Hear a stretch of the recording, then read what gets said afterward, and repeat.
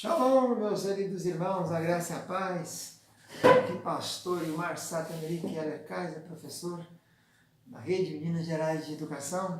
Estamos falando aqui do Centro de Cultura Bereshit, com nossas aulas de teologia. O Centro Bereshit mantém o Seminário Tabernáculo, a nossa denominação, nossa Igreja Tabernáculo, da qual eu pertenço há 33 anos como pastor. Também o Seminário Bereshit e a Faculdade Bereshit. Se você quiser fazer o curso superior, nós temos convênio como polo da Facetem lá de Roraima. Você pode fazer administração à distância, pedagogia ou teologia. Nós ministramos o curso aqui de teologia nível básico. São 3 principais cursos, mas temos muitos outros. Curso básico, teológico, intermediário e bacharelado. Mas tem também curso de filologia, que estuda cantares, mestrado e doutorado, curso de gemátria, também que estuda os números da Bíblia, e muitos outros cursos temos aqui oferecido nesses quase 30 anos de trabalho. Nós estamos ministrando a aula do bloco 3, do livro 3, Bibliologia. É o estudo da Bíblia, né? Tem pecado, tem Cristo, tem Espírito Santo, tem fim dos tempos. Aqui estudamos a Bíblia. Na aula passada, nós estávamos estudando a autoridade da Bíblia. E hoje estaremos a inspiração das Escrituras. Como é que aqueles homens escreveram? Inspirados, soprados pelo Espírito Santo, né? A inspiração diz respeito ao registro ou à escrita dessa revelação divina. A Bíblia foi escrita por autores humanos, mais de 40 durante 15 séculos. Então, devemos perguntar, em que sentido seus escritos poderão ser achados palavras de Deus? Por que a gente entende que é a palavra de Deus? Muitos que compuseram a escritura em participantes ou testemunhas oculares dos eventos a respeito dos quais escreveram. Muitos escreveram estavam vendo, mas outros escreveram por revelação mesmo. Por exemplo, Moisés para escrever o Gênesis. Né? Moisés veio bem depois, Abraão veio 2000 anos. Moisés já cá no ano 1400 a.C. E o mundo foi criado, segundo a ideia judaica, em 4000 anos antes de Cristo. Né? A terra, o céu, Adão, né? O homem foi criado. O homem em si, não é o mundo, é o homem. Então tem que ter inspiração. Então Moisés escreveu, Davi, Jeremias, Mateus, João, Pedro ou Paulo, escreveu com base nas experiências deles, à medida que Deus se revelava a eles. Em todo o Antigo Testamento, deparamos-nos com expressões tais como falou o Senhor Deus a Moisés, dizendo, palavra do Senhor que veio a Jeremias. Tu, pois, ó filho do homem, profetiza e diz, assim diz o Senhor Deus, Ezequiel. Amós, assim diz o Senhor Deus. Então, essas declarações são usadas mais de 3.800 vezes na Bíblia e demonstram com clareza que os escritores tinham consciência de estar entregando a palavra de Deus e não deles. Então, os escritores do Novo Testamento não tinham também a menor dúvida de estarem falando em nome de Deus. Jesus não somente ordenou que os discípulos pregassem, mas também ele disse que o que deviam pregar. Não era quando ir de pregar, não. Falou o que ia pregar. Atos capítulo 10. Então são palavras de sabedoria humana, não são palavras de sabedoria humana, mas palavras emanadas do Espírito Santo, espirituais. Né? Os mandamentos do Senhor. Por isso que Paulo diz, né? Podia garantir aos Gálatas, acerca do que vos escrevo, eis que diante de Deus testifico que não minto. Gálatas capítulo 1. Aos Tessalonicenses, ele diz ter recebido mensagem não como palavra de homens, mas segundo palavra de Deus. 1 Tessalonicenses capítulo 1, capítulo 2, versículo 13. Então, o Novo Testamento, todos estavam convictos de estar declarando todo o conselho de Deus, em obediência ao mandamento de Cristo sob a orientação do Espírito Santo. Os escritores do Novo Testamento também reconheciam a autoridade total do Antigo, porque Deus falou pelo Espírito através dos autores humanos. Paulo, escrevendo a Timóteo, diz que as Escrituras são aptas para fazê-lo sábio para a salvação, pela fé que há em Cristo Jesus, 2 Timóteo 3,15. O valor das Escrituras deriva da sua origem. Paulo indica que o mérito das Escrituras não está no escritor humano, mas no próprio Deus. Ele afirma, toda a Escritura é inspirada em Deus, 2 Timóteo 3,16. O termo inspiração aqui no grego é theopneustos. Literalmente quer dizer soprado por Deus. Pneus, Deus. Theos, pneu. Soprado por Deus. Tem versões como a NVI que diz isso. Toda a escritura é insoprada por Deus. Então é claramente o predicativo de Deus. É usado para identificar a fonte originária da escritura. Deus, o autor, em última análise, é a voz de Deus. Então, segundo Timóteo 3,16, as escrituras do Antigo Testamento, Paulo está falando sobre a escritura do Antigo Testamento, né? e declara que a totalidade do Antigo Testamento é revelação inspirada da parte de Deus. Por exemplo, em 1 Timóteo 5,18, Paulo escreve, porque diz a Escritura, quando ele faz a Escritura, aqui está falando a lei, os profetas e os salmos. Né? Que os salmos seriam os escritos poéticos, a lei, os 5 livros da lei, os profetas, todos os demais livros, menores, maiores e os históricos. Paulo está citando Deuteronômio 25, 4 e Lucas 10, quando fala da Escritura. A Escritura diz, não ligará a boca ao boi que eu debulho. Então, quando se refere à Escritura, está referindo ao Velho Testamento. Então, as citações de Lucas 10 e Deuteronômio 25 são referências ao Antigo Testamento. Também Pedro também refere às epístolas de Paulo, que ele, embora tivesse coleções dela, né, que estava circulando naqueles dias, no ano 60 já tinha circulação delas, algumas delas foram escritas em 50 e poucos, e as últimas no ano de 60 e poucos, quando ele veio a falecer, que as últimas cartas de Paulo a Timóteo. Então, as palavras do Espírito Santo ensinam comparando coisas espirituais com espirituais. É o que ele fala em 1 Coríntios 2.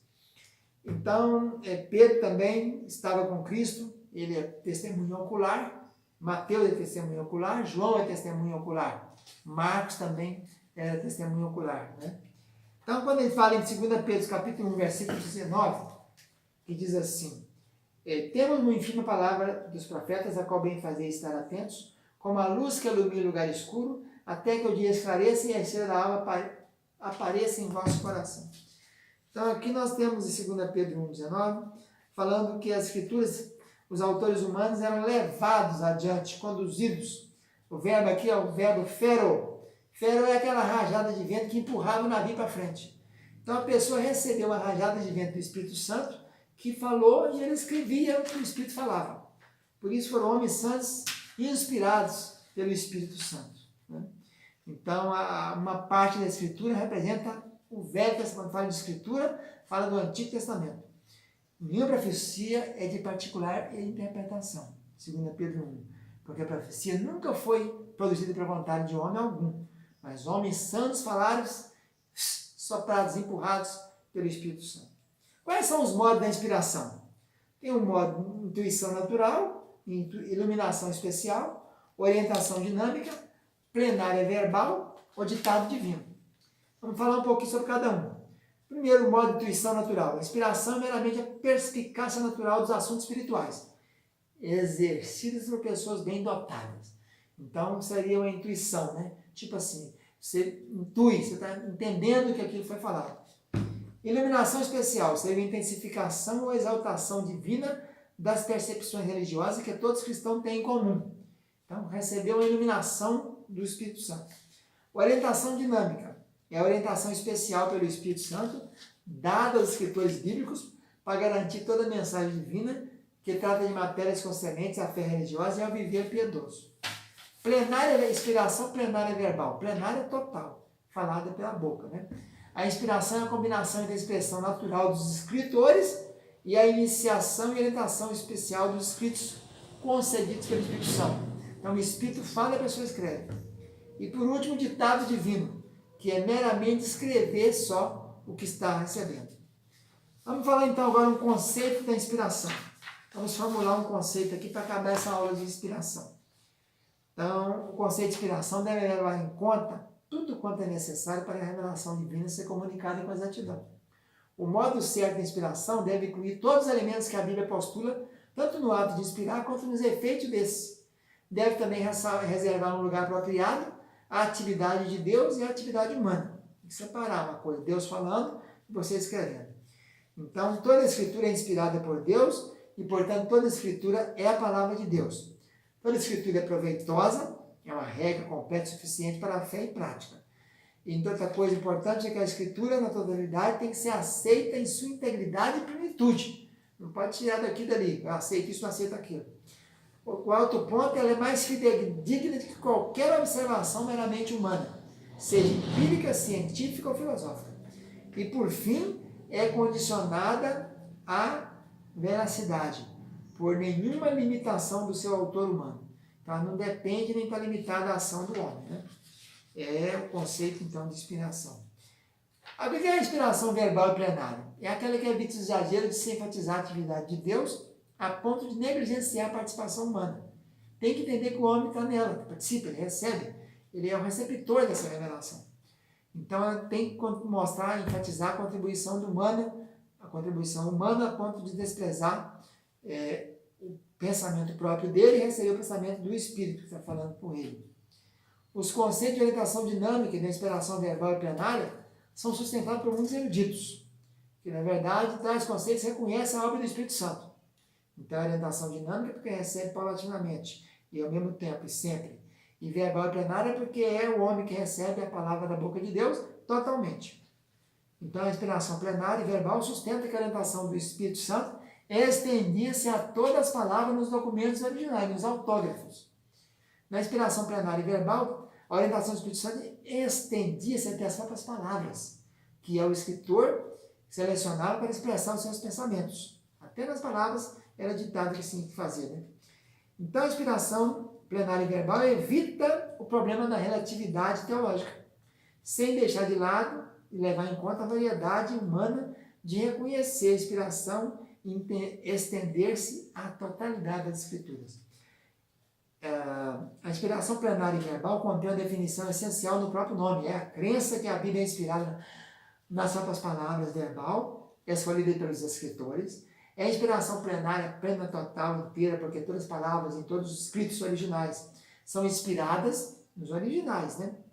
É uma definição mais técnica da inspiração, segundo a perspectiva plenária e verbal, poderia ser que é o ato especial do Espírito Santo, mediante o qual motivou os escritores bíblicos a escrever, orientando até mesmo o emprego de quais palavras ia observar para evitar erros e omissões. Ela leva o conceito de inspiração até a plena infalibilidade, pois que todas as palavras são, em última análise, palavras de Deus. A Escritura é infalível, porque a palavra de Deus é infalível. Então é isso aí. Na próxima aula falaremos então sobre a inerrância da palavra. Fica na paz, Deus abençoe a todos. Tchau, tchau.